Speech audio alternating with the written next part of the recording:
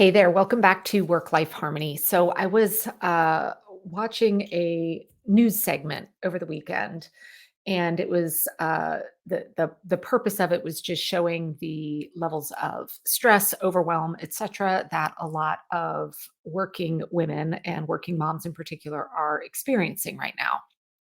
And as I was watching this, the commentator kept saying over and over again, work life balance.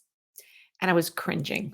And I was cringing because of the images that they continued to show during this news segment.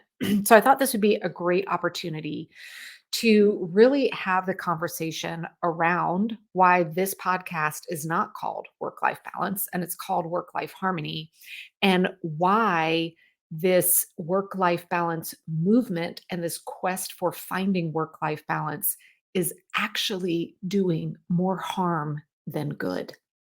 Now, the fact is, when we kind of take a step back and look at where this phrase work life balance came from, it's been around for quite a few years. It's growing in popularity. And at the heart of it, the the underlying planning and productivity community, of which I consider myself an active member in, has recognized that over the last, in particular, 10 to 15 years, there is a growing population of women who are just, it's starting to get louder and louder and louder around, I'm overwhelmed. I'm overwhelmed. I'm struggling to get it all done. I am having a hard time juggling everything. I'm exhausted, etc.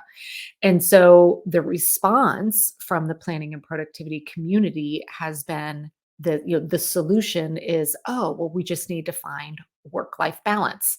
That is the key. But here's what's interesting: when you dig into what they advertise as work life balance and what it looks like, I want you guys to do this. Pop out on open up your favorite browser and type in images of work life balance. You know what you see? What you see is multitasking. What you will see is image after image of women who are doing multiple things at once.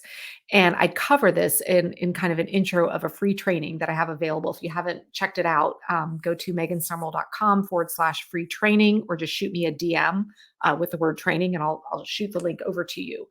But in that training, I show you some of the images that you see out there.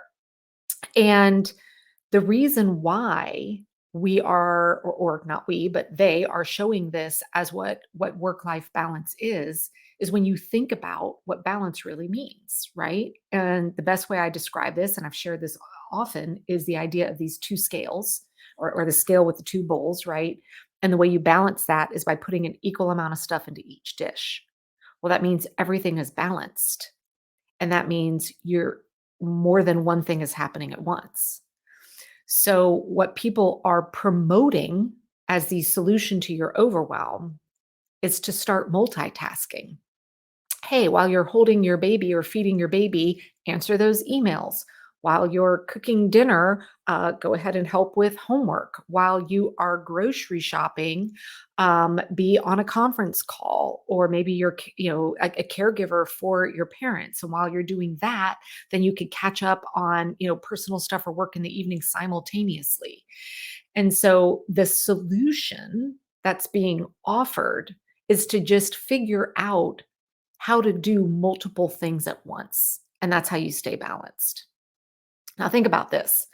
The second so that's reason number one why this quest for balance is actually causing more stress, is because what we're actually being taught is multitask. And we all know in our heart of hearts that if our brain is doing multiple things at once, it's not doing either well, and we are going to get stressed. Now, in previous podcast episodes, I do cover, there is a time and a place for multitasking. I do it often, but never when it requires my brain to be split into two different places. So, for example, I might be listening to a podcast while I'm folding my laundry. I might be listening to an audiobook while I'm walking my dog. Like my brain is able to be fully present on just one thing. But there are very few pockets of time in our life where we're multitasking, where we can truly be autopilot in one task so that our brain's only focused on another, right? Now, the second very subtle thing that is being promoted here when we see images of work life balance or articles about how to achieve work life balance, what they're ultimately, the problem they're ultimately trying to solve is how do we teach you how to get more done in less time or be more efficient with your time? Never or rarely, unless you're listening to me, do you see the solution being offered that we may need to hang on, stop for a minute, and instead of just continuing to add stuff to our plates and saying, now let me figure out how to balance it, now let me figure out how to balance it, we might need to stop and say, hang on, maybe the solution isn't figuring out how to continue to do more. But maybe part of the solution needs to be anytime I add something to my plate, something's got to come off of it to make room for this, right? Instead of showing images of women who are multitasking as what work-life balance is, how about show an image of a woman who's only doing one thing and then maybe stuff she used to do is now being done by someone else or not being done at all right? So, this is why I very intentionally do not ever use the phrase work life balance as something that we are striving for. I very much want to open everyone's eyes to saying, no, multitasking is not the answer.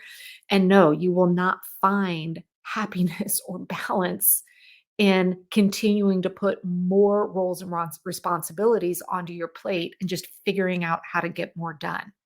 That is not the solution to the underlying overwhelm and stress that you have. So this is where, and this is why I love and embrace the phrase work-life harmony.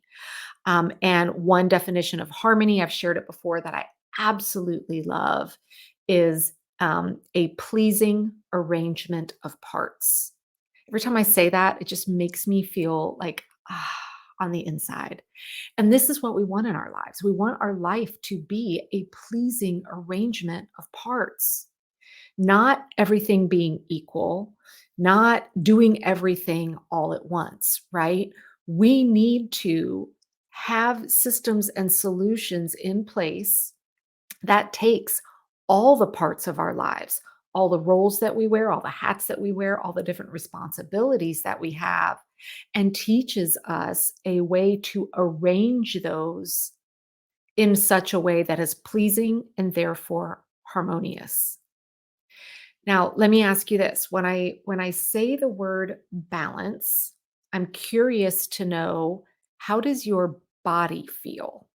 Like when I think of the word balance, I get a little rigid or I hate to say the word tense. I think rigid is just a better word. 'Cause when I think of balance, I'm like, oh, let me stand up, balance on one foot, right? I'm activating muscles. It's very tense, right?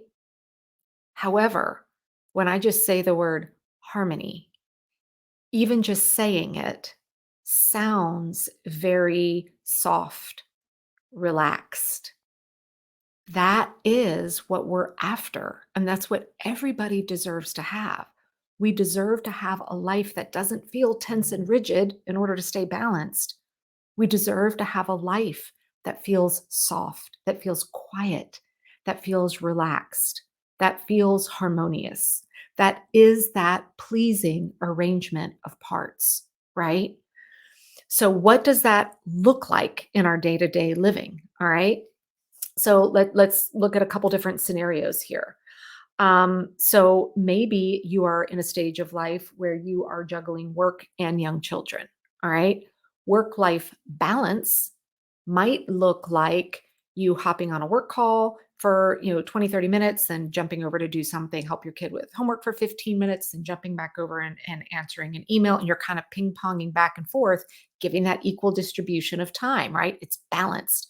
I spend 30 minutes on work, I spend 30 minutes with my kids, we're keeping everything balanced, right? Well, when you that's the work life balance. Now, the harmony side of that might look very different.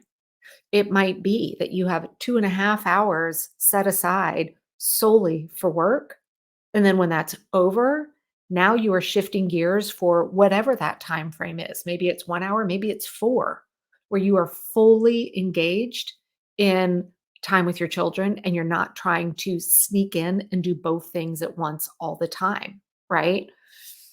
Now, another way to think about this is maybe you are in a stage of life where a lot of your roles and responsibilities are in service to others, whether it's work, whether it's caregiving, whether it's parenting, whatever that looks like. Well, the work-life balance solution would have you rigidly making sure that you are spending equal amounts of time serving each person the same, right? Now, work-life harmony would look very different. What that's gonna look like in your calendar is that your calendar isn't completely full and equally distributed in service of others. It's gonna mean that you have intentional, large chunks of time in your days and weeks that are in service solely for you. And this is where that the work-life balance movement is missing, is it's missing the prioritization of self inside of your life. And if we are not prioritizing ourselves, then we are 100% going to stay overwhelmed, stressed out, and frazzled, right? Now, I will be the first to admit I am a recovered work life balance person. Years ago, I was literally the walking billboard for work life balance in terms of how I was juggling all my roles and responsibilities. Well, thankfully, due to scrapping that old lifestyle and now building this foundational framework for planning, managing, running, and organizing my time, now I feel like I am actually more productive than ever. But my life is one where I am not, trying to stay balanced. It's not tense. And I have large pockets of my life that are very quiet, calm, and harmonious while still getting the most important things done, but without the stress and the overwhelm. So I really just wanted to share this thought process around why I want you all to very carefully remove this idea of I need work life balance from your thought and your vocabulary and really embrace the understanding of what work life harmony looks and feels like instead. Now, if you want to learn more about this, and if you are interested in really seeing kind of behind the scenes around what this time management framework looks like, it's called the TOP framework, stands for time management, organization, and productivity. Again, I've got a great free training that goes far more in depth than this podcast episode does. You can just find me out on Instagram, DM me the word training, I'll get it to you, or just head over to megansumrell.com/free training. And you can go check that out as well. And I would love to hear from you how your life changes when you shift away from this quest for balance and instead lean into harmony and have this true pleasing arrangement of parts. Let's all go have an incredibly harmonious week.